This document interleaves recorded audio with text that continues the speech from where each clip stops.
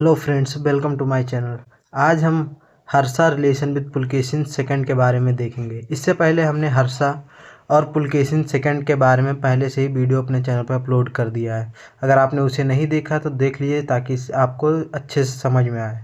6th से 8th century के बीच हर्षवर्धन, जो कि वर्धन डायनेस्टी के रूलर थे, उन्होंने नॉर्थर्न इंडिया में अपनी सत्ता स्थापित की। वहीं चालुक्य वंश के पुलकेशिन सेकंड, जिन्होंने साउथ इंडिया में अपना साम्राज्य बनाया। आज हम इस वीडियो में जानेंगे how a single clash between Harsha and Pulakeshin defined the political geography of the Indian subcontinent. After the 6th century CE marked a shift from centralized authority of Gupta Empire to rise of regional kingdoms। जैसा कि आप जानते हैं, Gupta empire में last powerful ruler थे स्कंदगुप्त। उनके बाद letter Gupta आ जाए, जो कि इतने पावरफुल नहीं थे और अपने साम्राज्य को नहीं संभाल पाए, और फॉरेन इन्वेजन्स भी हुए, जिससे गुप्ता एम्पायर छोटे छोटे साम्राज्यों में टूट गया। उसके बाद वर्धन डायनेस्टी के पावरफुल रूलर हुए हर्षवर्धन, जिन्होंने नॉर्थ इंडिया को यूनाइट किया। और वहीं चालुक्य डायनेस्टी ऑफ बादामी के पुलकेशिन सेकंड, जिन्होंने साउथ इंडिया पर कंट्रोल किया। दोनों का सपना था अपनी पावर को एक्सपेंड करना, और जब दो शक्तिशाली राजा एक ही डायरेक्शन में बढ़ने लगते हैं तो टक्कर होना तो तय है। हर्षा और पुलकेशिन का रिश्ता भी कुछ ऐसा ही था, राइवलरी, कन्फ्रंटेशन और बाद में एक बैलेंस ऑफ पावर। नर्मदा नदी के किनारे हुई उनकी लड़ाई ने नॉर्थ और साउथ इंडिया के बीच एक नेचुरल बाउंड्री बना दी। आइए इसी कहानी को आगे हम डिटेल में समझते हैं। सबसे पहले हम दोनों राजाओं का बैकग्राउंड देखते हैं। हर्षवर्धन यानी हर्षा, वो पुष्यभूति डायनेस्टी से बिलोंग करते थे। उनकी राजधानी पहले थानेसर थी, जो कि आज के हरियाणा में है। अपने भाई राजवर्धन और ब्रदर इन लॉ ग्रहवर्मन की डेथ के बाद हर्षा ने मात्र 16 साल की उम्र में सत्ता को संभाला। धीरे धीरे उन्होंने पंजाब, राजस्थान, यूपी, बिहार, बंगाल और उड़ीसा के कुछ पार्ट को यूनाइट कर लिया। बाद में उन्होंने कन्नौज को अपनी कैपिटल बनाया, जो एक बड़ा पॉलिटिकल और कल्चरल सेंटर बन गया। रिलीजन के मामले में हर्षा बुद्धिज़्म के पैटर्न थे, लेकिन हिंदुज़्म को भी पूरा रिस्पेक्ट देते थे। दूसरी तरफ पुलकेशिन सेकंड, जो बादामी के चालुक्य डायनेस्टी से थे, उन्होंने कदम्बाज, अलूपाज, कोंकण के मौर्याज जैसे शक्तिशाली राइवल्स को हराया। साथ ही पल्लव ऑफ कांचीपुरम जैसे बड़े साउथर्न पावर को भी चैलेंज किया। पुलकेशिन सेकंड ने महाराष्ट्र, कर्नाटका, आंध्र और मध्य प्रदेश के कुछ हिस्सों पर कंट्रोल इस्टेब्लिश किया।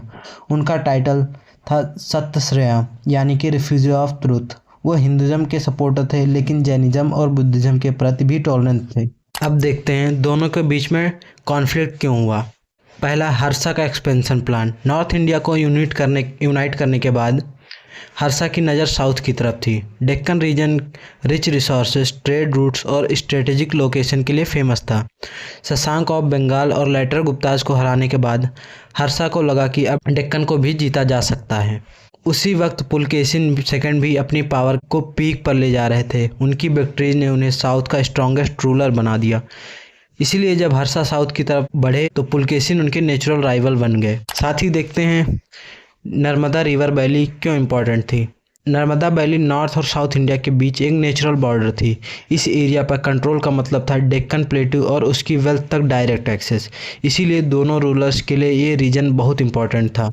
लगभग 618 से 619 सी में हर्षा एक बड़ी आर्मी के साथ साउथ की तरफ बढ़े। पुलकेशिन सेकंड ने उनका सामना नर्मदा रिवर के पास किया। रवि कीर्ति लिखते हैं कि हर्षा को रिट्रीट करना पड़ा और उनकी खुशी पुलकेशिन के तेज से पिघल गई।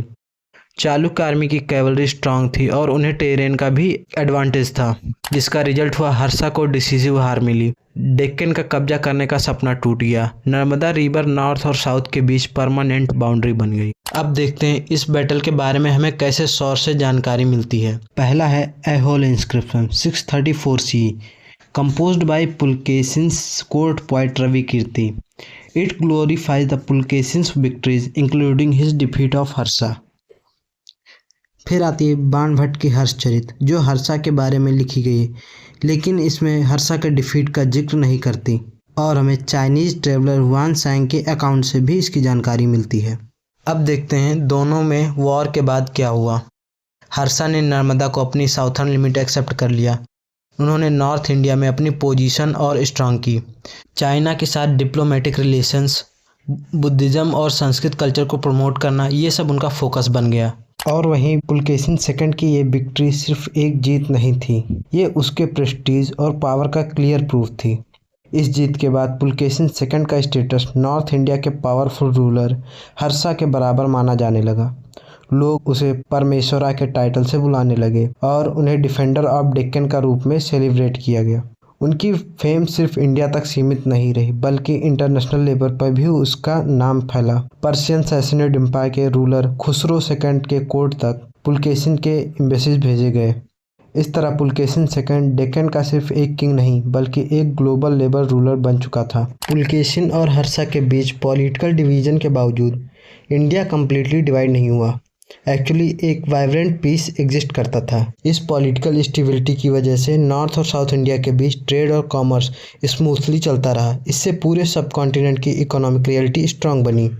रिलीजियस लेवल पर भी प्लूरिज्म दिखता है। नॉर्थ में हर्षा का कोर्ट ज़्यादा बुद्धिस्ट ओरिएंटेड था, जबकि साउथ में पुलकेशिन हिंदुज़म और टेम्पल आर्किटेक्चर के पैटर्न थे। फिर भी कल्चर डिवाइड नहीं हुआ। संस्कृत, लिटरेचर, आर्ट्स और आइडियाज़ दोनों रीजन्स के बीच फ्रीली एक्सचेंज होते रहे। इस तरह एक हार्ड पॉलिटिकल बॉर्डर के बावजूद इंडिया में शेयर्ड कल्चर और यूनिटी लगातार फ्लोरिश करती रही। अब देखते हैं हिस्टोरियन इस कॉन्फ्लिक्ट को किस एंगल से देखते हैं। आरसी मजूमदार के अकॉर्डिंग ये क्लैश नॉर्थ और साउथ इंडिया के बीच एक इक्विलिब्रियम ऑफ पावर्स को रिप्रेजेंट करता है। के नीलकांत शास्त्री इस बैटल को और ज़्यादा इम्पोर्टेंट मानते हैं। उनके हिसाब से पुलकेशिन सेकंड ने डेक्कन को एक ट्रू डिफेंडर के रूप में प्रोटेक्ट किया, जिससे हर्षा की पैन इंडियन सुप्रीमेसी अचीव नहीं हो पाई। वहीं रोमिला थापड़ का व्यू थोड़ा ब्रॉडर है। वो इस कॉन्फ्लिक्ट को इंडियन हिस्ट्री के ट्रांजिशन फेज का हिस्सा मानती हैं, जहां पॉलिटिक्स ग्रेजुअली रीजनलाइज्ड हो रही थी और कोई भी सिंगल रूलर पूरे सब कॉन्टिनेंट पर डोमिनेट नहीं कर सकता। इस तरह ये इवेंट सिर्फ एक वॉर नहीं, बल्कि इंडियन पॉलिटी के इवोल्यूशन का एक इम्पॉर्टेंट हिस्टोरिकल टर्निंग पॉइंट था। और इसके कंक्लूजन में हम एक क्लियरली देख सकते हैं कि हर्षा और पुलकेशिन सेकंड अपने टाइम के इक्वल सॉवरेन्स थे। दोनों ही पावरफुल थे, लेकिन कोई भी दूसरे को कंप्लीट इक्लिप्स नहीं कर पाया। उनकी राइवलरी हमें 7th सेंचुरी की इंडिया की एक इम्पॉर्टेंट रियलिटी समझाती है। इंडिया इतना वास्ट और डाइवर्स था कि उसे एक सिंगल मोनार्क के अंडर यूनाइट करना पॉसिबल ही नहीं था। नॉर्थ और साउथ के बीच ये बैलेंस ऑफ पावर सिर्फ पॉलिटिकल नहीं था, बल्कि कल्चरल और हिस्टोरिकल भी था। इसीलिए हर्षा और पुलकेशिन सेकंड सिर्फ रूलर्स नहीं, बल्कि वो 2 सॉवरेन्स थे जिन्होंने एक पूरे इरा को डिफाइन किया।